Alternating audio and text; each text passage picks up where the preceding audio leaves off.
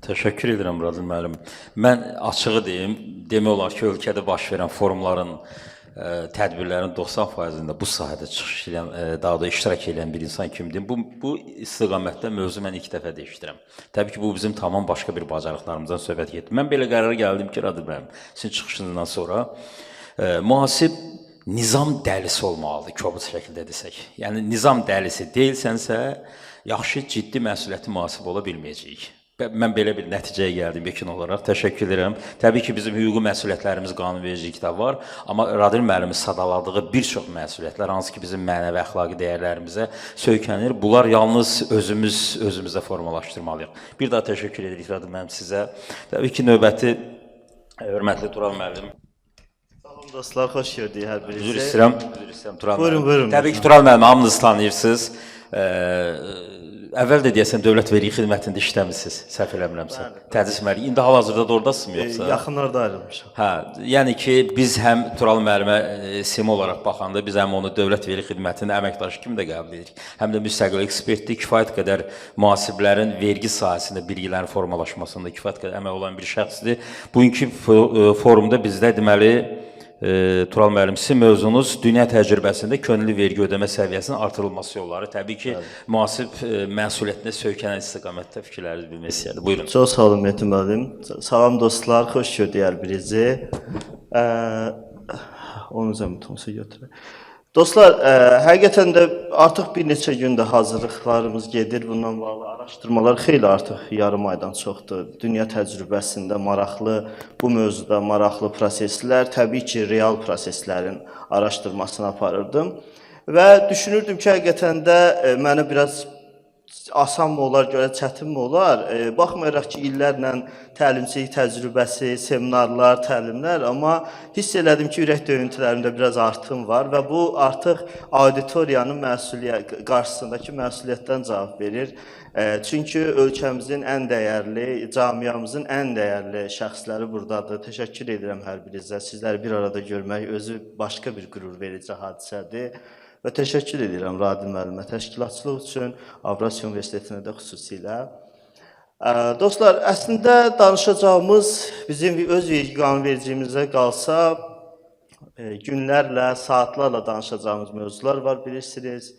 Mənfəət vergisindən, gəlir vergisindən, əlavə dəyər vergisindən, xüsusi hissədən, ümumi hissədən yetərincə danışacağımız, aylarla danışdığımız mövzulardır zaten. Bitməz, zaten bitə bilməz. Amma danışacağımız mövzu biraz bizi başqa sahillərə aparacaq. Çünki dünya təcrübəsində könüllü vergi ödəmənin artırılması yollarından danışacağıq. Necə oldu ki, vergi daxil olmalarında yüksək nəticələr əldə edən ölkələr buna necə nail oldular, hansı mexanizmlər var. Bu ona görə deyil ki, sadəcə biz baxırıq və heyran qalırıq, ha, nə gözəl ediblər. Bu ondan ötürüdür ki, biz həm də bunu istəyirik. Çünki Einstein deyirdi ki, hər şey arzulamaqla başlayır. Bəli, arzuluyuruq, istəyirik və zaten qanunvericiliyimizə baxsaq son illərdə, ümumiyyətlə müstəqillik dövrümüzdə formalaşmış qanunvericiliyimiz dünya təcrübəsinin ən yaxşı nümunələrini özündə əks elətdirməklə təkmilləşməyə çalışır, daha da kamilləşməyə çalışır və nəzərə alsaq ki, bu yaxşı təcrübələri biz niyə gələcəkdə tətbiq etməyək? Zaten bu cür ortamlarda istər ekspertlər səviyyəsində, mütəxəssislər səviyyəsində, istər elm dairələrində danışılaraq, müzakirə edilərək və həm də bunun dövlətə transformasiya edilməsi yolu ilə ölkə qanunvericiliyi inkişaf edir, ölkə cəmiyyəti inkişaf edir və təbii ki, prosedurlar daha da təkmilləşir. Yəni, danışdığımız heç bir şey boşa getmir. Yəni, bu gördüyümüz, yəni şəxsən mənim 40 illik həyatımda gördüyüm bu şeydir ki, danışdığımız, bəhs elədiyimiz heç bir şey boşuna deyil, hər şeyin bir təsiri var. Bayaq Radil müəllimin dediyi kələbək misalı, kəpənək misalı, kəpənək effekti misalı, həqiqətən də bu çox real bir məsələdir. Dostlar, başlayacağım bu barədə danışmağa, amma burada belə deyək, həm direkt, həm də indirekt məsələlər var. Birbaşa və dolayı təsirlər var. Biz görürük ki, real təcrübədə dünya ölkələri vergi ödənilməsinin könüllülüyün artırılması yollarını çox fərqli mexanizmlərlə formalaşdırıblar birbaşa mexanizmlər də var, dolayı mexanizmlər də var və biz yekunda eyni zamanda öz qanunvericiliyimizdə bunlara bənzər və yaxud da bu mövzu təcrübələrdən irəli gələn və hal-hazırda ölkə qanunvericiliyində mövcud olan müddəalara da toxunmağa çalışacağam. Hansı ki, biz artıq bir qismini götürmüşük, tətbiq edirik və ya yerdə qalanlar da böyük ehtimal ki, növbəti illərdə, növbəti zamanlarda ölkə qanunvericiliyində öz əksini tapacaq. Çünki çox mütərrəqqi, çox və yaxşı mexanizmlərin olduğunu da müşahidə edirik. İlk öncə mən danışacağım nədən? Burada ictimai açıqlama məsələsindən. Baxın, dünya ölkələrinin bir qismi artıq ictimai açıqlamanı vergi əməl etməsində çox vacib amil kimi görürlər. Məsələn, burada nədən gedir söhbət? Artıq hər bir fərdin məlumatları ictimaiyyət üçün açıq olur. Hansı ki, məsələn, Norveç bunu tətbiq edir. Siz istənilən şəxsin adını, soyadını yazıb, onun rəsmi qeydiyyata alınan sərvəti, aktivləri barədə məlumat ala bilirsiniz. İl ərzində ödədiyi vergilər barədə məlumat ala bilirsiniz və gəlirləri barədə məlumat ala bilirsiniz. Bu, rəsmi ictimai açıq məlumatdır. Amma burada bir məsələ var. Baxan şəxslər də izi düşür. Yəni, kimsə kimisə araşdırırsa, o belə izi düşür. Yəni, o qalır sistemdə. Yəni, dövlət, müvafiq qurumlar kimin kimi axtardığını da istənilən vaxt görə bilir. Amma yenə də bu ictimai sosial norma yaradaraq insanlar arasında müvafiq sosial müqayisəyə çevrilir. Yəni, başqaları necə edir prinsipi ilə artıq cəmiyyətə təsir edə bilir ki, filan kəs bu qədər gəliri var, bu qədər vergi ödədi və yaxud da bunu jurnalistlər araşdıra bilir, məqalələr yazırlar və ictimaiyyətə çatdırırlar, insanlar özləri da. Bu ictimai açıqlama çox mütərəqqi və ümumiyyətlə Nordik ölkələr dediyimiz, təkcə Norveçdə deyil, istər Finlandiyası olsun, İsveç olsun, Danimarkası olsun, artıq bunlar bu ictimai açıqlamanı ciddi şəkildə bir qanunvericilik bazasına çeviriblər. Mən burada bunu göstərəcəm. Bu, Norveç Vergi Xidmətinin saytında olan məlumatdır. Yəni, istənilən şəxsin vergisi, gəliri, sərvəti barədə hər kəsə açıq şəkildə məlumat paylaşılır. Və təbii ki, yekunda bu nə edir? Könüllü əməl etmək üçün çox vacib amildir. Çünki sənin ödədiyini, sənin gəlirini, sənin sərvətini hamı görür. Yəni, nə etməlisən? Sosial, nümunəvi davranış sərgiləməlisən.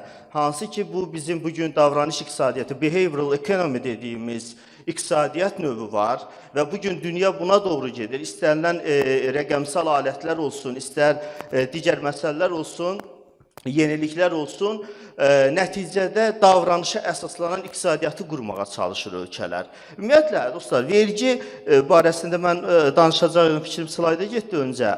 Ümumiyyətlə, verginin biz həmişə fiskal alət, maliyyə sahəsi olaraq görürük. Əslində, vergi özlüyündə sizə deyim ki, bayaq bəy dedi, mühasibə ilə bağlı ki, həm də bir sənət dalıdır, bir sənət növüdür. Əslində, vergini də buna bəzə deməzdim, vergi sənət növüdür, təbii ki, amma vergi iqtisadiyyatın, hüququn və psixologiyanın kəsişdiyi bir məkandır.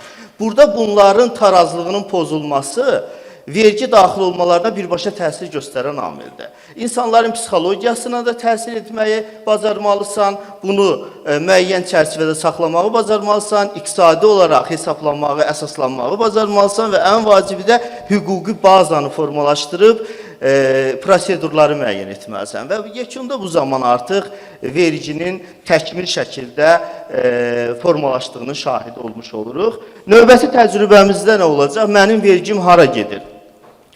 Mənim vergim hara gedir suallı ölkələr qoyurlar bugün. Artıq son dövrlər çoxalıb dünya təcrübəsində. Nə edirlər, dostlar?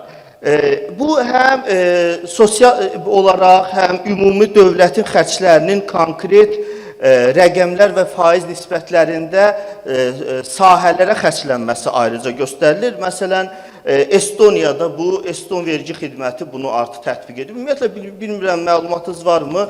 Avropada bizim müşahidələrimiz və uzun illər onlarla kontaktlarımızın nəticəsində görürük ki, Avropada ən sürətli IT, yəni informasiya texnologiyalarını dövlət sisteminə və yaxud da qanunvericiliyə transformasiya edən ölkədir Estoniya. İkinci yerdə İrlandiya gəlir. Həddindən artıq çox möhtəşəm transformasiyalar var. Vergi tutma sahəsində, mühasibat sahəsində.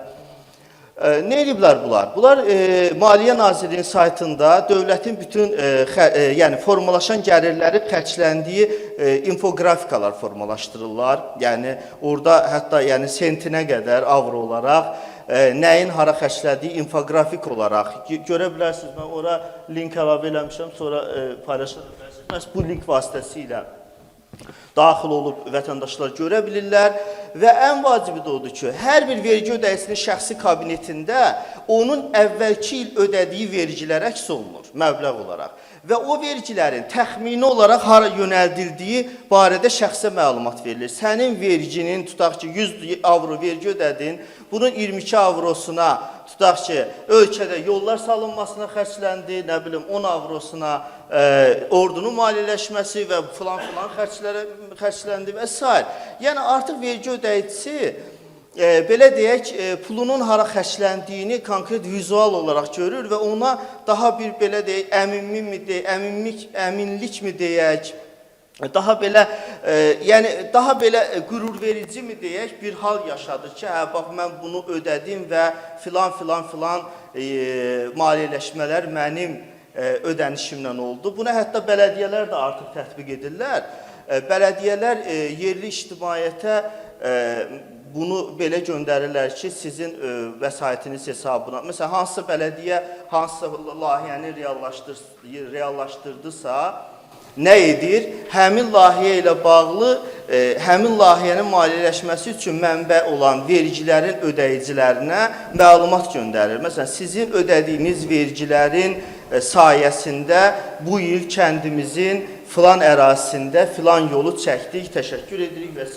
Yenə də davranış əsaslanan iqtisadiyyat, yenə də insanlara mənəvi təsir olaraq, psixoloji təsir olaraq bu vergi kömürlü əməl etmədə önəmli yol qət edilməsinə səbəb olur. Çox maraqlı əslində yanaşmalar var bununla bağlı. Dediyim kimi, bu bələdiyyələr də bunu artıq tətbiq etməyə başlayıblar. Dostlar, NAC yanaşması əslində illərdir ki, araşdırdığımız mövzudur. Yəni, mən bundan ilk dəfə Avropa Daxili Vergi Administrasiyaları Təşkilatı var, IOTA. Onların tədbirində ilk dəfə eşidəndə Britaniya Vergi Xidmətinin əməkdaşı, orada belə adlanır da, Əla Həzrətlərinin vergi və gömrüyü, His Majesty's Tax and Customs and Revenue Customs. Onlar deyəndə ki, biz NAC edirik, nudging bilirsiniz nədir? Bu Tales və Sunstein'in bir əsəri var. Nudging nədir? Bu filin balasını itələməyidir. Bu yanaşma artıq dünyada nəinki dövlətlər və bizneslər tərəfindən bugün mənim səndən yanaşmadır. Nudging, yəni bir balaca itəliyirsən ki, yer. Fil necə burnuna balasını itəliyir ki, yeri, dayanma. Qalsan gəlib gələcəklər arkadaş istəyirsən. Azından öləcəksən və s. Bəli. Bugün artıq bu deməkdir ki, yəni dövlətlər ödəyicilərini və yaxud da bələdiyyələr və digər bu kimi qurumlar nəinki ödəyiciləri, insanları nac edirlər. Yəni, adicə tərpədirlər ki, hərəkət elə, hərəkətə gəl. Yəni, mahiyyət budur. Və nacikdə nə var? Nacikdə sosial müqayisə yaradan hallardır. O, bayaq dediyimiz kimi. Və bunlar deyir ki, biz nə inirik? Biz, məsələn, bizim borc bildirişlərimizi görmüşsünüz də bizdə. Nəinki bizdə, ümumiyyətlə, regionda, istər Rusiya Vergi Xidmətinin olsun, Türkiyə Gəlirlər İdarəsi Başkanlığı olsun və s. Yəni, bu dünyada formalaşmış bir bildiriş forması var. Ödəyicinin borcu olanda ona bildiriş göndərirsən, məcəlləndə yarısını yazırsan ora. Eləməsəm, bunu eləyəcəm, kəsəcəm, doğrayacam, nə eləyəcəm? Yəni, nə mənada? Bu, belədir də, yanaşma bütün dünyada belədir. Ki, qorxutmalısan onu ki, ödəsin. Təbii ki, bu təbiidir. Yəni, bu qeyri-adi bir şey yoxdur burada. Amma bunlar oturub nə eləyirlər? Bunlar yeni komandalar formalaşdırırlar və insanların düşüncəsində necə fərqli təsir edə bilək deyə nudgingə yanaşırlar. Yəni, o bayaqki bələdiyyələrin dediyi, your money's go to məsələsi var idi, sizin pulunuz hara gedir. Bunlar nə edirlər? Bunlar deyir, biz artıq insanlara, mən baba, baxın buna, Britaniyanın Vergi Xidmətinin göndərdiyi bildirişdir, borc bildirişidir. Nə deyir? Deyir ki, sizin ərazinizdə olan və yaxud da ki, müxtəlif səpkilərdə olur, sizin ərazinizdə olan 10 nəfərdən 9-u artıq vergisini ödəyib. Yəni utanc hissi yaradır insanlarda. Başa düşdünüzmü? Davranış iqtisadiyyatı budur. Utanc hissi yaradır. Yəni ki, sən nə gün də sən üzr istəyirəm ifadəmə görə, yəni 10 nəfərdən 9-u ödəyib sən qalmısan. Başa düşürsünüzmü? Bu həqiqətən də insanlara təsir göstərən mexanizmdir. Və ya sizin demək kateqoriyada olan vergi ödəyicilərinin 80% öz vergisini vaxtında ödəyib, siz hələ də ödəməyənlərdənsiniz və s. Bu insanların davranışına təsir edən və psixoloji olaraq insanlara təsir edən mexanizmdir. Nəinki onları yəni uzun-uzun qanunvericiliyin cümlələri ilə ödəməsən faiz hesablanacaq gündəlik, nə bilim ödəməsən filan maddi əsasən sanksiya olunarsan və s. Bunları yazmaq artıq insanlara təsir eləmir. Çünki zaten onu hər yerdən görə bilir, oxuya bilir, əldə edə bilir. Onsuz da danışdığımız ki, ChatGPT-yə yazsa ki, vergini ödəməsən başıma nə gələcək? Bir uzun siyahı verəcək. Və s. ilaxır və ya Google eləsə. Yəni artıq insanlara təsir eləmək lazımdır. İnsanların düşüncələrinə, davranışlarına yön verən yeni metodologiyalar tapmaq lazımdır və artıq Avropa bunu tətbiq edir. Yəni Böyük Britaniyanın, istər Amerikada IRS, Internal Revenue Service dediyimiz daxili gəlirlər xidməti bunu tətbiq etməyə başlayıb. Buna inspiration, yəni həvəsləndirici, insanları daha da motive edici məktublar hazırlayırlar, timlər yaradıblar ki, bunun əsasında necə edək ki, insanların davranışlarını fərqli dəyişək. Maraqlı yanaşmadır, könüllü və təcrübə göstərir ki, hər belə məktub gedəndən sonra 5-15% arasında ödənişlərdə, ödəmələrdə sürətlənmə olur. İnsanlar daha çox ödəməyə. Çünki insanlar başqalarından çox da geri qalmaq istəmirlər. Özlərini sosial müqayisə edirlər. Mən niyə, hamı ödəyib, mən niyə qalmışam ki? Yəni, təbii, ciddi maliyyə sıxıntıları və s. yaşamırsa əgər və ödəməyə vəsaiti də varsa, istər-istəməz bu onun davranışında öz təsirini göstərən haldır. Sonra dostlar, vergi ödənişlərin oyunlaşdırılması, gamification. Bugün bu dünyada vergi administrasiyalarının tətbiq elədiyi maraqlı real yanaşmalardan biridir. Məsələn, bunu dünyada ən əfsanəvi modeli Tayvandır. Tayvan nə edir? Burada nə edir? Ödəyicilərə vergi ödənişləri müqabilində müəyyən uduşlar verilir. Lotereyalar keçirilir, uduşlar verilir, avtomobil, pul, texnika və s. Bizdə bir vaxtlar olmuşdu təcrübədə. Sizə deyim ki, 2000-ci illərdə vergi lotereyaları keçirilirdi. Necə idi? Vergi çeklərini yığırdın, təhvil verirdin, onun əvəzində sənə lotereya verirdilər. Lotereya əsasında avadanlıqlar oynanılırdı. Amma Tayvan nə edir? Tayvan 51-ci ildən bunu tətbiq edir. Rolling Rewards dediyimiz sistemdir. Müntəzəm, daimi, yəni hər zaman baş verən mükafatlar tərcümə edə bilərik. Rolling, yəni fırlanan. Davamlı və s. Bunlar nə edirlər? Bunlar hər bir çek yoxdur aldığımız mağazada. Hər bir çek ayrıca loteriyadır. Yəni siz ay ərzində 100 dənə çek alırsınızsa 100 dənə loteriyanız var. Və o loteriya oynanılır. Uduş verilir. Ən yüksək mükafat 480.000 dollardır hər ay. Ən aşağı mükafat 10 dollardır. Və kategorik olaraq 480.000. İnsanlar o qədər həvəslidir ki, yəni mütləq çek alsın. Çekin nümunəsinə baxın, burada əlavə eləmişəm. Fikir verin, hər çekin unikal identifikasiya olunan nömrələri var. Yəni bu təkrarlanmır. Və hər bir çek ayrıca loteriya şəklində hər bir şəxs iştirak edə bilir. Bəzən deyə bilərsiniz ki, bəlkə xəbər olmayacaq, olur. Necə? Əsasında nağdsız ödənişlərdə inteqrasiya edilmiş postterminallar və kassa aparatları nəticə sayəsində nağdsız ödənişdə bank səni məlumatlandırır ki, sənin filan vaxtı, nə bilim, tutaq ki, 10 dollara aldığın o çek var idi, ödədiyin çek var idi, xəbərin olsun uduşa düşüb. Get pulu götür, ya gəl bizdən pulu götür, yaxud da hesaba köçürür. Yəni, fərqli tətbiqlər var, fərqli nümunələr var. Yəni, həddindən artıq çox nəticələr əldə edib, yüksək nəticələr əldə ediblər, çox faydalı olub, yəni onlar üçün.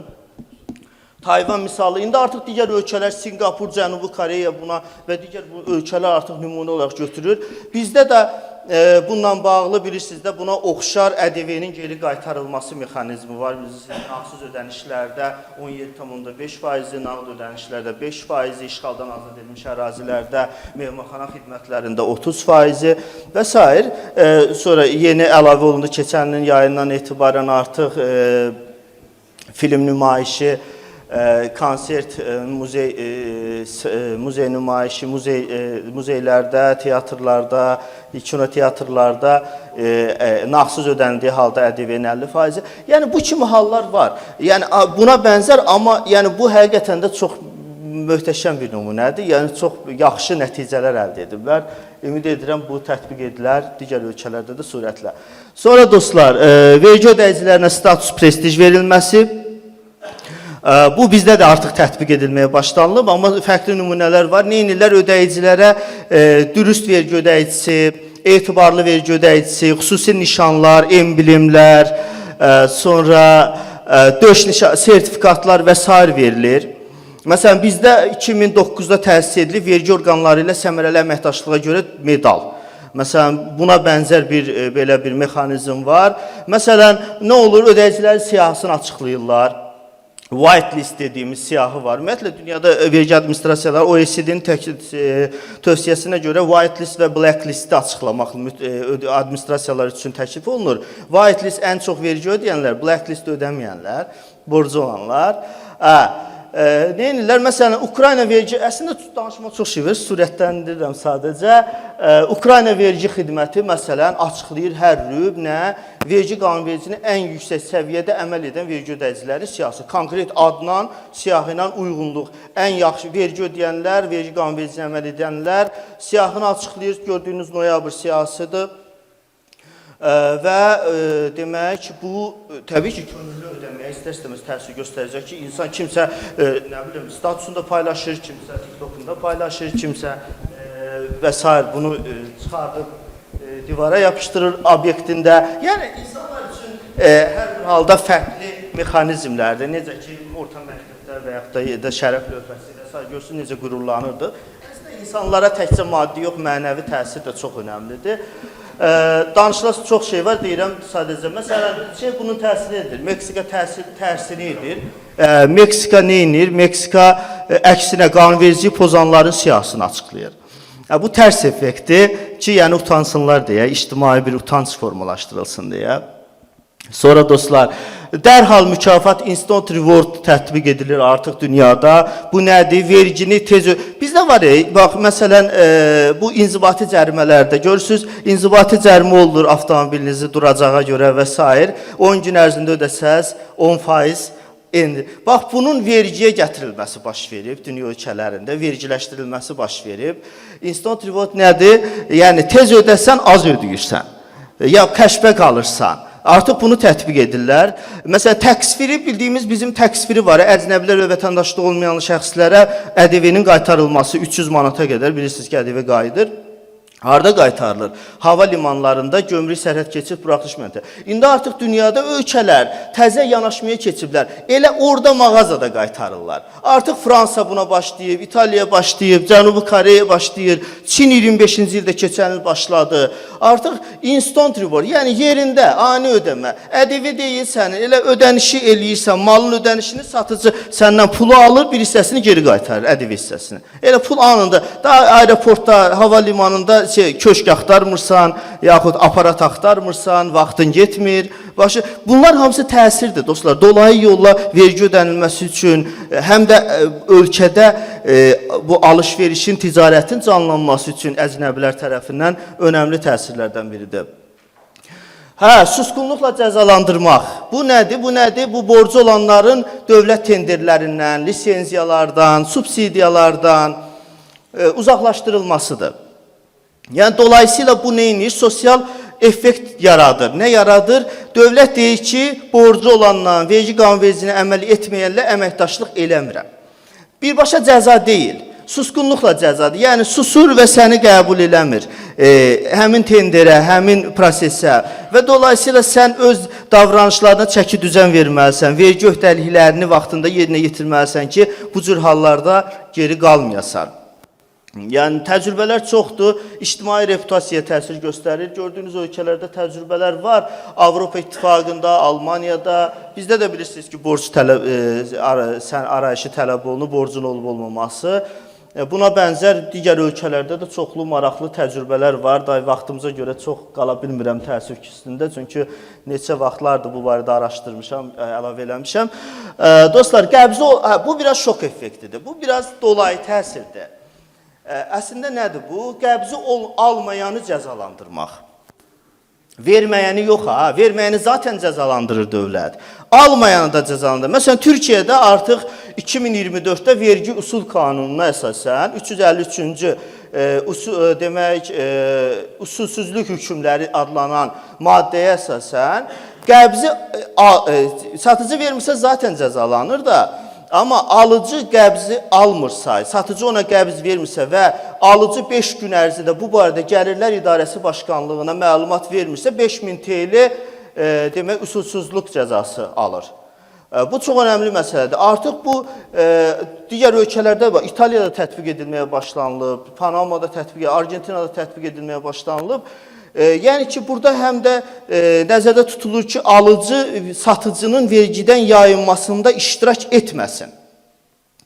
Yəni tələb eləsin. Təbii digər rewardlar, mükafatlar olacaq öz yerində ƏDV-nin geri qaytarılması və s.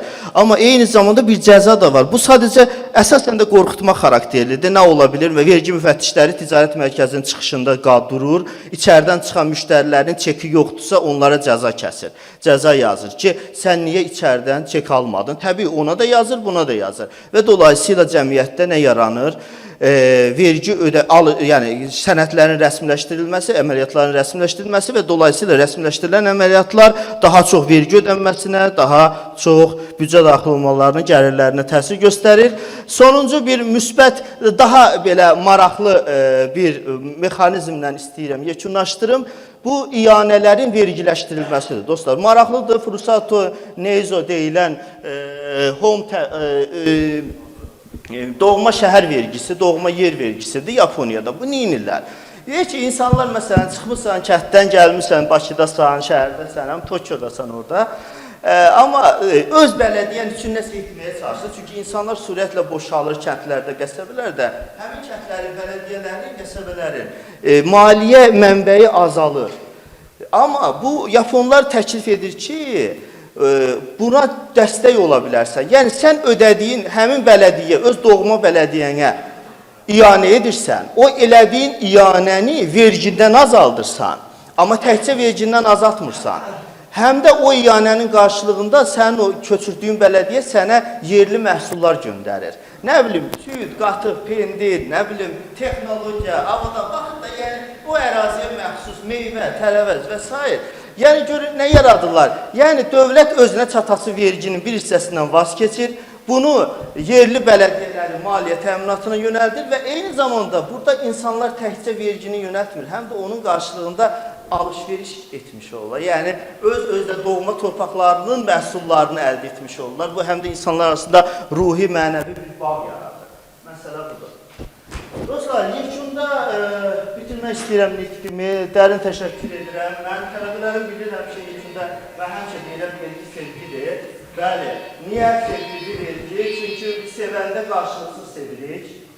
Heç bir qarşılıq gözləmədən, bəkləmədən və zaten vergi məzələsi vergilərin anlayışında verilirsə, əvəzsiz vergi, əvəzsiz ödənişdir. Ona görə də necə ki, qarşılıqsız sevirik, qarşılıqsız da vergi ödəməliyik və bu bizim dövlətimiz üçün, dəmniyyətimiz üçün, gələcəyimiz üçün çox vacib eləməkdir. Sizə deyəcəyim bir şey var. Vergi ilə qalın, sevgi ilə qalın. Təşəkkür ederim. Çox sağ olun.